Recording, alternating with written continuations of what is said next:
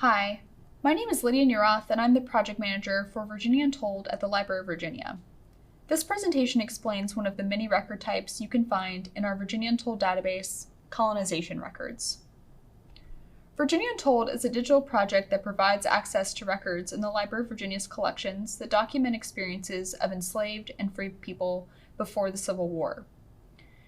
Virginia Untold exists as a database of digital images that allows you to search for original records. We have processed, digitized, and indexed thousands of documents such as court records, registrations of free people, tax records, deeds, and more. We now have over 20,000 documents digitized through Virginia Untold. When conducting research, it is useful to understand the historical context around how and why these record types were created. These tutorials are meant to provide a very brief overview, including a definition and context of the record, what documents you will find associated, example images, and how to locate them through the website. This is not meant to be a thorough historical study of these records, but rather a brief description to assist you in your research. The Colonization Record Group in Virginia Untold includes a variety of different documents as one collection. It consists of documentation from two government agencies that raised money and support for the removal of formerly enslaved people to Liberia.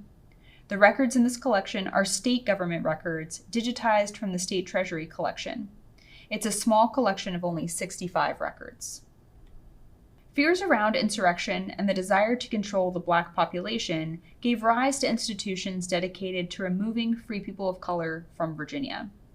The General Assembly passed an act in 1833 making appropriations for the removal of free persons of color to the western coast of Africa, and established a board of commissioners charged with carrying out the provisions of the act. The act stated that taxes not otherwise appropriated would go towards a general fund to be used for various purposes, which did include removing free people of color from the Commonwealth. The General Assembly passed an act on April 6, 1853, to formally create the Colonization Board of Virginia. This act also created appropriations to fund the voluntary transportation and removal of free Black individuals to Liberia or elsewhere in West Africa. The Virginia Colonization Society arranged for the actual passage of these free Black individuals. An annual tax was levied on free Black men between the ages of 21 to 55 to help finance the operations of the board. The board held its last meeting on August 14, 1858, after the preceding session of the General Assembly failed to extend its existence. You can learn more about the physical records associated with these collections by searching our library catalog for the phrase Virginia Colonization Board. However, the best way to access more information is to click on the Finding Need link that appears in each of the digital records on Virginia Untold. Most of this collection consists of correspondence, lists, minutes, oaths, and resolutions. Let's talk about the primary types of documents within this collection. Beginning in the year 1835, Virginia used tax documents collected by the Commissioner of the Revenue to take census of the free Black people living in each locality. In these instances, you may find a copy of the same free tax list in the Free Negro Tax Records collection, also on Virginia Untold. These lists do not necessarily document those who were interested in moving to Liberia. They were simply used to provide a census or accounting of free Black people in that locality. There are, however, a few lists of those who were willing to immigrate, or so the reports say, that are documented within reports from localities regarding Liberia. Members of the committee who were appointed to carry out the 1833 Act wrote reports on the status of free people in each locality and provided lists of those who were willing to immigrate to the western coast of Africa. There are not, however, very many of these lists. It's clear that many free Black individuals were not interested in leaving their homes for a foreign place like Liberia, or leaving the state for that matter. There are reports from about 5 to 6 localities, typically with only one person willing to immigrate within the entire locality. Ship lists are comprised of the names and ages of free Black individuals transported from the Commonwealth to Africa, as well as the county, city, or borough from which they were transported. In some instances, these lists also include the name of the ship and names of former enslavers. The Colonization Board was authorized to reimburse the agents of the Virginia Colonization Society for transportation costs only after receiving satisfactory proof that the formerly enslaved individuals had been transported out of the state. Ship captains often included the lists of free people transported in their requests for reimbursement. Journal proceedings include minutes from 1853 to 1858.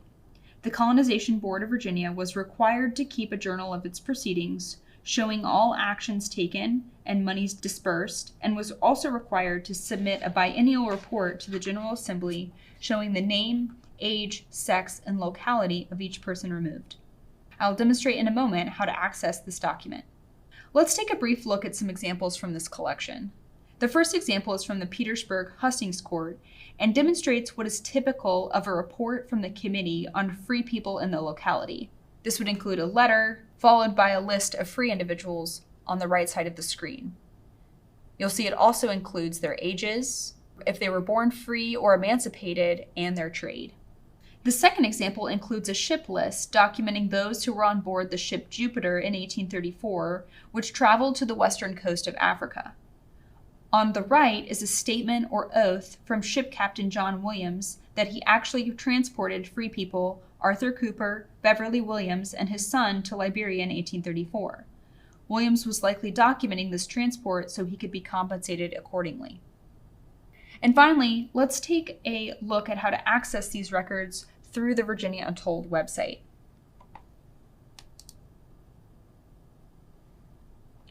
I think that one of the easiest ways to access certain record types within Virginia Untold is utilizing this feature at the top of the page, Search by Record Type. This will actually take us to our Digital Collections Discovery page, where we have broken all of the record types within Untold into sub-collections. And it is alphabetical, so we could go right to Colonization Records and pull up all 65 items that have been digitized as part of this collection. We could click on a certain document, or we could utilize this search bar to search for a name or a locality if we were looking for someone or somewhere in particular. Another way to access this collection is using the advanced search feature. So we could change this drop-down to record type and type in the name of the record type verbatim.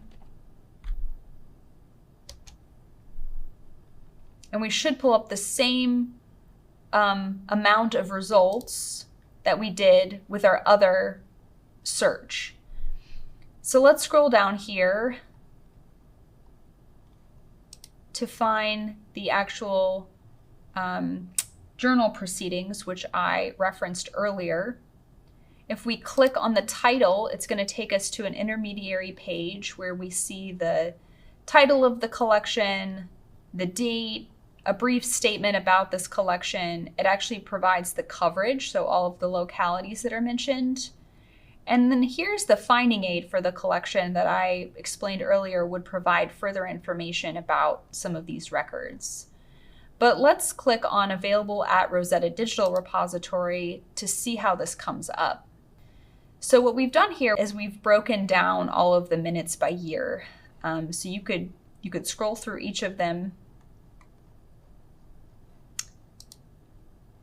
one by one. But we've also created an index to the particular names that are in this collection.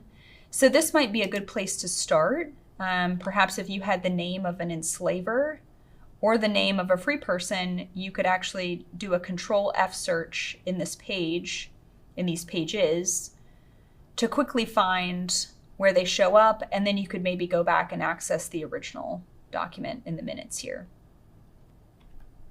Lastly, I'll add an additional resource that might be useful, especially if you are fairly certain that your ancestor or person of interest did in fact immigrate to Liberia.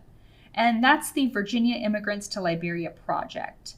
This project includes 2 searchable databases with names of over 200 people from Virginia who immigrated to Liberia between 1820 and 1865.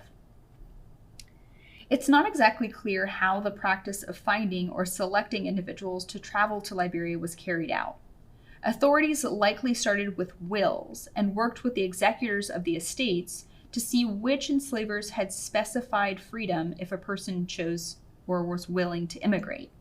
They may have used the newspapers to advertise this offer, so it would be good to check that resource, newspapers, as well. And finally, you can view the digitized version of the Acts of Assembly passed by the Virginia legislature for any given year of the Commonwealth's existence. Most, including the 1833, 1834, and 1853 years, are available through Hattie Trust. They can also be searched in the library's catalog using the phrase Acts of General Assembly of Virginia passed. If you have further questions, you're welcome to use my contact information on the left side of the screen to follow up with questions or comments. Thanks for tuning in.